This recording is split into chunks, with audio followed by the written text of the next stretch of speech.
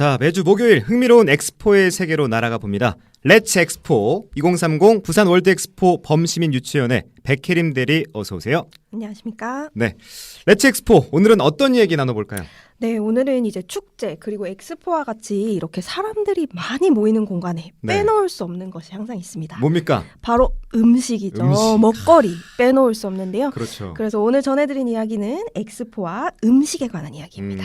사실 엑스포 하면 첨단 문물, 휘황찬란한 볼거리만 떠올렸는데 맞습니다. 이게 사실 단순한 전시회가 아니잖아요. 네네. 수많은 인파가 몰려드는 지상 최대 축제라는 사실을 깜빡했는데 축제에서 먹을거리는 빼놓을 수 없잖아요. 엑스포에서 유행된 음식이 한두 개가 아니라고요. 네, 사실 손을 이렇게 꼽히더라고요. 많더라고요, 사실. 네. 이렇게 지금까지도 미국인들의 식탁에서 계속 찾아볼 수 있는 음식들이 이제 엑스포를 통해서 처음 이제 관중들의 시선을 잡아 끌었다라고 생각하시면 될 것 같아요. 네.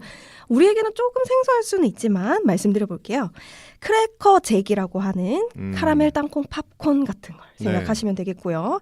저도 이건 처음 알았었는데요. 네. 이제 여성들이 걸어 다니면서 먹을 수 있도록 개발된 디저트가 있습니다. 그게 뭐죠? 바로 브라운입니다. 아, 이게 원래 먹으면 이렇게 걸어다니면서 먹는 거예요? 작잖아요. 이제 조각 나 있고 그래서 이제 걸어 다니면서 먹을 수 있는 디저트로 그렇구나. 개발돼서 이제 나왔다고 해요. 네. 그리고 미국인들이 겨울에 많이 먹는 핫 시리얼이 있어요. 크림 오브 위트라는 음식도 있고요.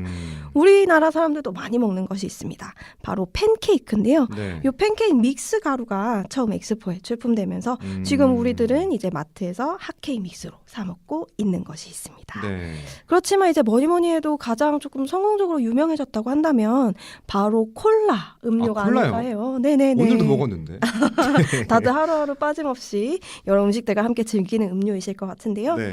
이제 시카고 엑스포에 출품하면서 좀 전 세계적으로 유명해졌다고 보시면 될 것 네. 같습니다. 콜라가 엑스포 출품작이었다니 이건 좀 처음 알게 된 사실이어서 놀랍네요. 네네. 바로 1886년에 사실 미국 애틀란타에 사는 존 펜머턴이라는 약사가 있었습니다. 네.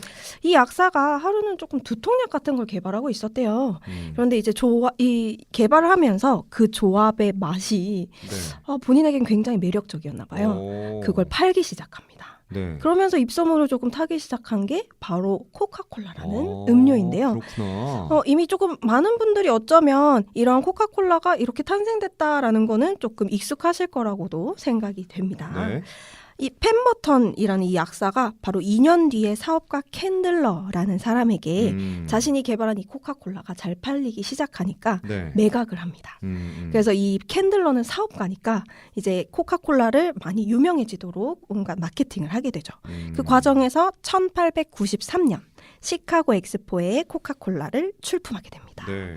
그렇다 보니까 이제 이 시카고 엑스포를 즐기러 온 사람들이 코카콜라 이 무슨 음료야? 이러면서 한 번씩 맛보게 되고 네. 이를 계기로 입소문을 타게 됐다고 보시면 될 것 같습니다. 네. 이후에도 코카콜라는 1904년 세인트루이스, 1909년 시애틀, 그리고 1915년 샌프란시스코 엑스포와 같이 계속해서 잇따라 엑스포를 참여하면서 마치 공식 음료와도 같은 이런 분위기를 풍기게 되죠. 네.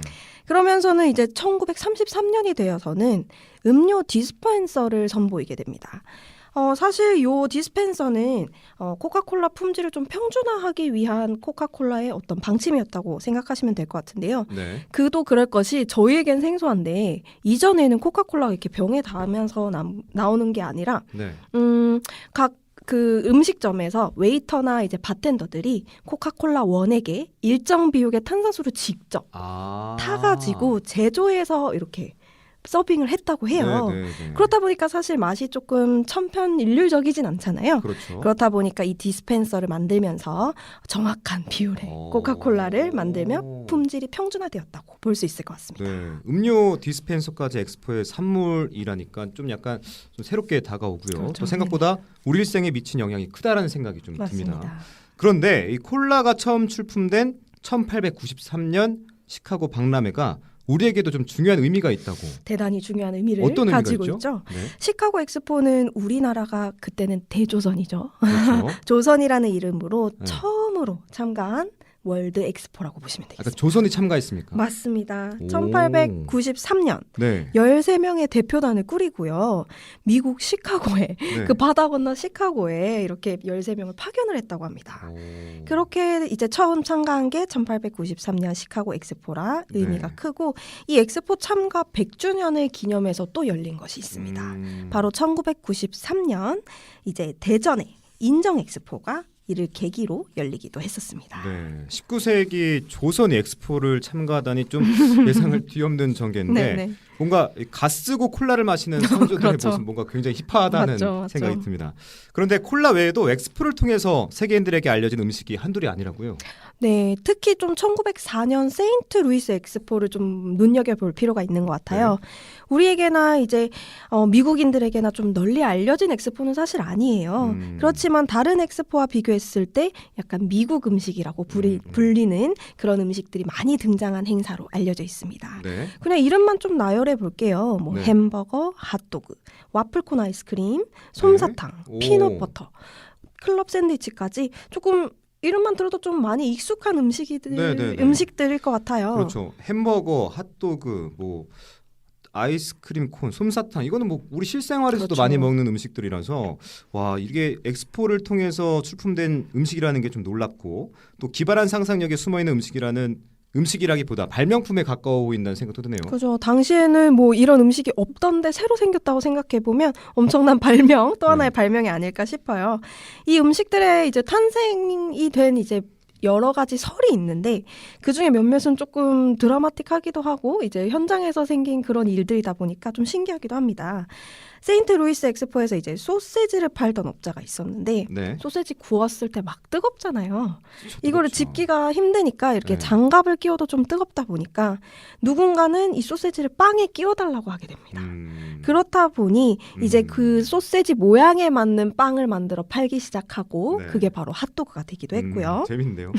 아이스크림을 원래 컵에 담아주죠. 우리 그렇죠. 뭐 아이스크림 집에 가면 담아주듯이 네네. 컵에 담았었는데 이 컵이 동난 거예요. 사람들이 너무 아이스크림 좋아했나 봐요. 네. 그렇다 보니까 바로 옆에 와플 가게 사장님이 있었대요. 네. 와플을 얇게 말아서 이렇게 콘으로 만들어 주신 거예요. 오. 거기다가 이제 아이스크림을 얹어서 야. 팔게 되면서 지금 우리가 즐기는 아이스크림 콘이 탄생했다고도 합니다. 야, 진짜 그야말로 환상의 콜라보네. 콜라보 콜라보라는 생각이 합작들이죠. 들고 네네. 또 여럿이 함께 모이니까 이렇게 예상치 못한 시너지가 생기는 것 같기도 합니다. 엑스포가 갖는 중요한 의미가 아닌가 싶은데 정말 흥미로운데 몇 가지 좀 알아볼까요? 조금 더. 네네네. 말씀드려보면 사실 햄버거 이야기도 빼놓을 수 없을 것 같아요. 정말 우리나라 뭐 전 세계적으로 빼놓을 수 없는 음식이잖아요. 이 햄버거는 이제 텍사스의 원래 한 상인이 다진 고기를 이렇게 쫙 해서 패티를 만들어서 팔게 되는데 이거를 빵 두 조각 사이에 만들어 넣어서 일종의 샌드위치죠. 당시에 보면 네. 이 샌드위치를 개발합니다. 그래서 이걸 소개하기 위해서 세인트 루이스 엑스포에 와요. 그런데 이걸 먹어본 독일의 함부르크 지역 사람들이 이제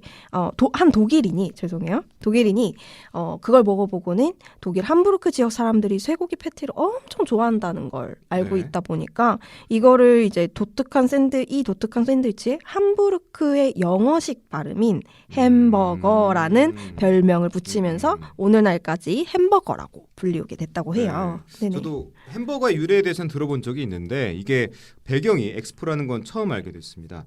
그런데 이 이야기들이 다 신빙성이 있는 건지 좀 궁금하고 궁금하실 것 뭔가 같아요. 우리나라 옛날에 네네. 전설의 고향 이런 프로그램에서 나올 법한 이야기 같은데 네. 괜찮습니까 이거? 대부분 사실 이런 내용들이 구전으로 네. 이렇게 유명했다더라, 이렇게 생겼다더라 하는 그런 이야기들이고요. 네. 사실 구전과는 달리 이제 아이스크림 콘이나 햄버거가 이제 세인트 루이스 엑스포 이전부터 사실은 있었다라는 문헌들이 사실은 있다고 합니다. 그러니까 1880년대죠. 세인트 루이스 엑스포보다도 사실은 10년도 더 전인데 네. 요리책에 이미 햄버거라는 단어가 쓰여 있었다. 라고도 하고 다른 음식들도 조금 마찬가지로 이런 요리책이나 문헌들에 그 전부터 표기가 되어 있었다라고 합니다만 그때부터 이제 지금 우리가 아는 이제 모습으로 천천히 발전해 왔을 거다라고 예상을 하기도 하고요. 네. 또 사실은 이 음식이 유명해지는 계기가 된 거는 엑스포라는 걸 부인을 할 수가 없을 것 같아요. 왜냐하면 수천만 명의 관람객이 한 곳에 모여서 이 음식을 동시에 맛보고 그걸 계기로 여러 사람들에게 이게 맛있더라. 우리도 이렇게 해 먹어보자.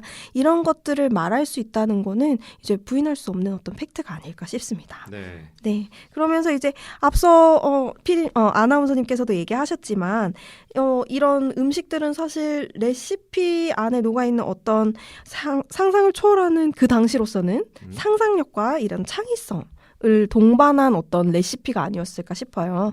그렇다 보니까 단순히 이제 음식이라기보다는 발명품에 가까운 어떤 것이 아니었을까 하는 그런 생각들이 듭니다. 네. 부산 월드엑스포도 기대가 됩니다. 우리나라에도 기발한 음식들 또 창의성이 흘러 넘치는 레시피들 많지 않습니까? 그렇죠. 외국인들이 보면 아주 참신해할 그렇죠. 만한 음식들도 엄청 맛집이 많죠. 얼마나 많은데요. 그렇죠. 네. 또 부산 하면은 또 우리나라 사람들 많이들 말씀하시는 밀면, 어묵, 돼지국밥 같은 이런 향토 음식들부터 네. 거리에 많죠. 씨앗호떡이나 비빔당면 이런 길거리 음식들도 우리 엑스포를 찾는 이제 많은 관람객들에게 정말 좀 매력적으로 다가갈 수 있는 것들이 아닐까 하는 생각이 듭니다. 네. 또 수많은 사람들이 운집하다 보면 앞서 아이스크림 콘이나 핫도그처럼 전통의 먹거리들이 새롭게 변주가 되고 재탄생하는 사례들도 생겨날 것 같습니다. 이렇게 엑스포를 기점으로 우리 음식들이 세계로 뻗어나는 길이 또 열리지 않을까? 오늘도 상상의 나래를 펴보게 됩니다. 무엇보다 매번 하는 얘기지만 엑스포 유치가 일단은 네. 첫 번째 관문이겠죠. 다들 함께 마음을 모아야겠습니다. 자, 오늘도 흥미로운 시간이었고요. 레츠 엑스포 2030 부산 월드엑스포 범시민 유치원의 백혜림 대리와 함께했습니다. 다음 주 또 흥미로운 얘기로 다시 찾아뵙겠습니다. 네, 감사합니다. 오늘 말씀 고맙습니다. 네, 감사합니다.